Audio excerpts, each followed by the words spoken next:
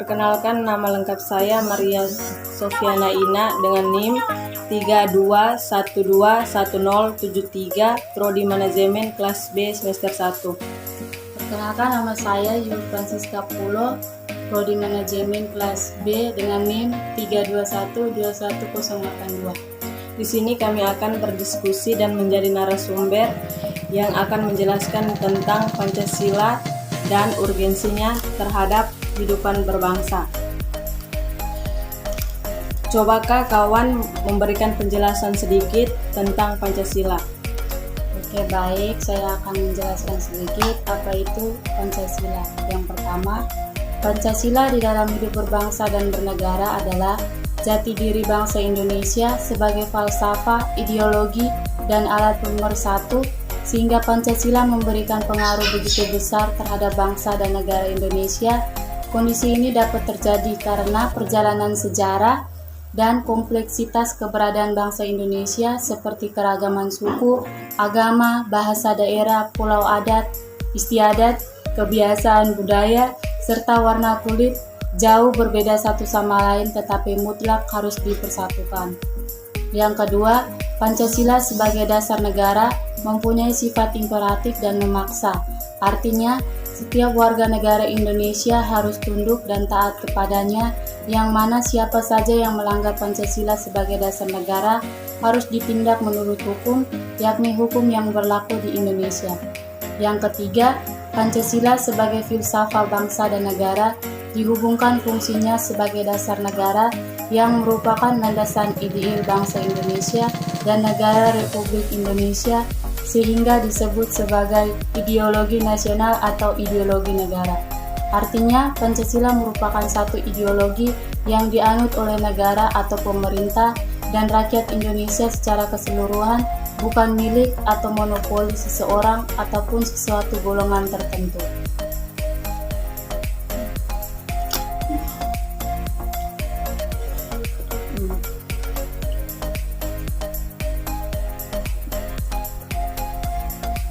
Dalam sila-sila Pancasila, terdapat patologi budaya Pancasila yang menghancurkan nilai-nilai yang terkandung pada setiap sila Pancasila. Fenomena yang terjadi pada masa Indonesia saat ini seperti korupsi, kerusuhan, dan moral yang bertentangan dengan nilai Pancasila. Jika dasar Pancasila itu tidak tertanam kuat pada diri rakyat Indonesia, maka negara ini akan berantakan. Contoh penerapan esensi Pancasila sebagai dasar negara. Coba kawan berikan contoh penerapan esensi Pancasila sebagai dasar negara. Di sini yang pertama, sila pertama ketuhanan yang Maha Esa, yang artinya sesuai dengan agama dan keyakinan yang sejalan dengan asas kemanusiaan yang adil dan beradab. Contohnya, rakyat Indonesia memiliki hak untuk memeluk agama yang ia anut dan jalani tanpa ada unsur paksaan. Bebas melaksanakan kegiatan agama dengan syarat tidak melanggar norma-norma di Indonesia dan saling menghormati di agama lain.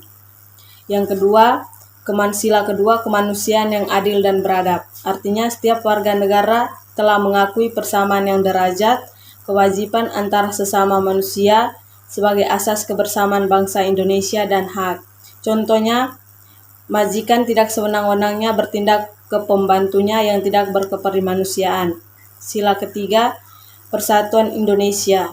Artinya, setiap warga negara mengutamakan persatuan, kepentingan dan kesatuan dan juga keselamatan bangsa dan negara di atas kepentingan pribadi dan golongan yang harus diwujudkan, diperjuangkan dan dipertahankan dan diupayakan secara terus-menerus. Contohnya, masing-masing daerah untuk melihat siapa yang terbaik, tetapi dipelajari dan ikut melestarikan dengan serta meyakinkan bahwa perbedaan itu baik. Yang keempat, kerakyatan yang dipimpin oleh hikmat kebijaksanaan dalam permusyawaratan atau perwakilan. Artinya bermusyawarah untuk menyelesaikan persoalan yang terjadi dengan secara bijaksana, memikirkan ketentraman rakyat dan mengambil keputusan juga untuk rakyat, dan mengikut sertakan perwakilan setiap masyarakat. Contohnya, segala persoalan yang ada untuk mendapatkan solusi dengan cara bermusyawarah untuk mencapai tujuan yang diinginkan, seperti rapat warga setiap RT untuk membahas masalah dalam lingkungan tersebut.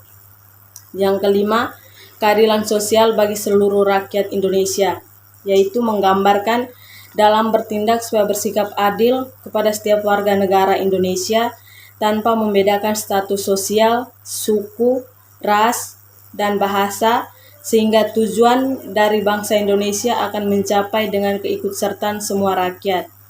Contohnya, pemerintah mengadakan program wajib bersekolah selama 9 tahun tanpa membeda-bedakan guna mengatasi masalah pendidikan yang begitu rendah.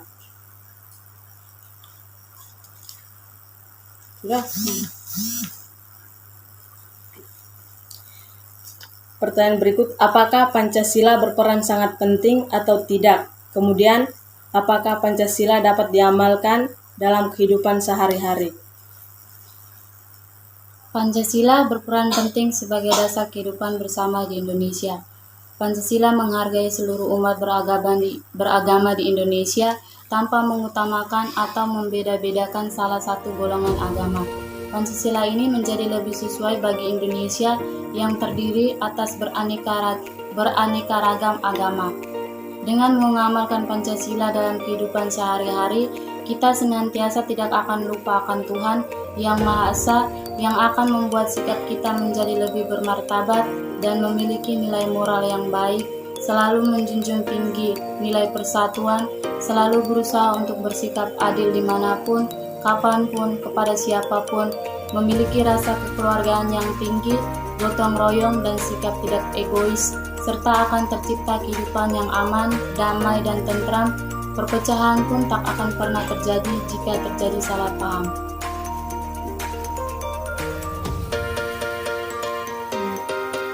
Kemudian, Pancasila juga berperan sangat penting untuk diakui, dihormati, dihargai keberadaannya, dan diamalkan nilai-nilainya karena Pancasila tidaklah lahir begitu saja dengan mudah. Pancasila lahir dari ide pikiran pemimpin bangsa di tengah kondisi Indonesia yang penuh tekanan, perbedaan, dan himpitan dari para penjajah yang semena-mena mengeksploitasi dan memperbudak negara Indonesia seenaknya saja. Pancasila adalah alat pemersatu yang dibuat oleh para pejuang kemerdekaan untuk dijadikan sebagai pijakan dasar dengan fondasi yang biasa dikenal dengan pilar-pilar kehidupan berbangsa dan bernegara.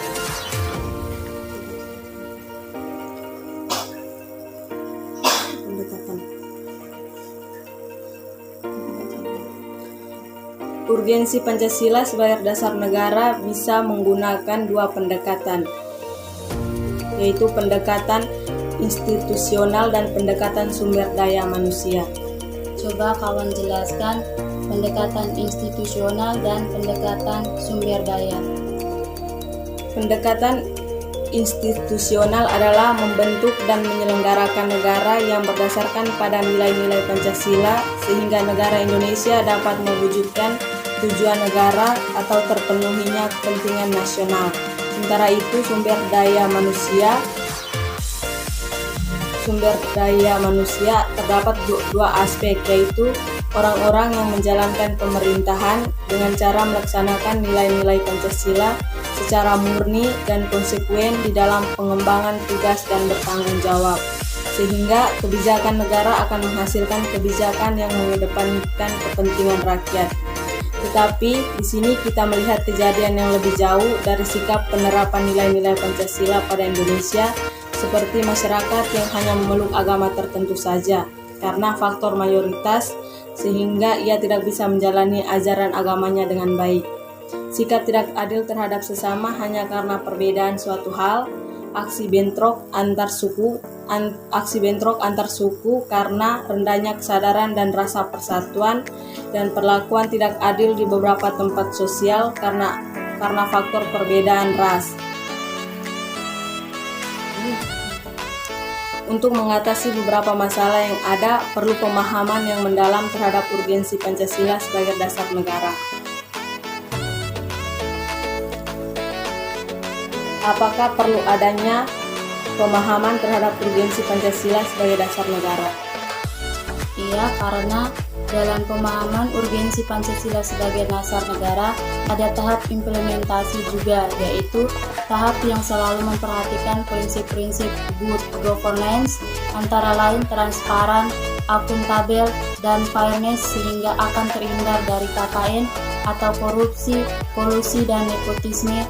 Dan warga negara yang berkiprah dalam bidang bisnis harus menjadikan Pancasila sebagai sumber nilai-nilai etika bisnis yang menghindarkan warga negara melakukan free fight libertaris, tidak terjadi monopoli dan monopsoni, serta warga negara yang bergerak dalam bidang organisasi kemasyarakatan dan bidang politik. Maka Indonesia akan mencapai tujuan yang dicita-citakan seperti diharapkan pejuang-pejuang pada masa dulu jika rakyat Indonesia menerapkan nilai-nilai yang terkandung dalam Pancasila. Pertanyaan terakhir, bagaimana para pejabat dan warga negara menerapkan urgensi Pancasila sebagai dasar negara?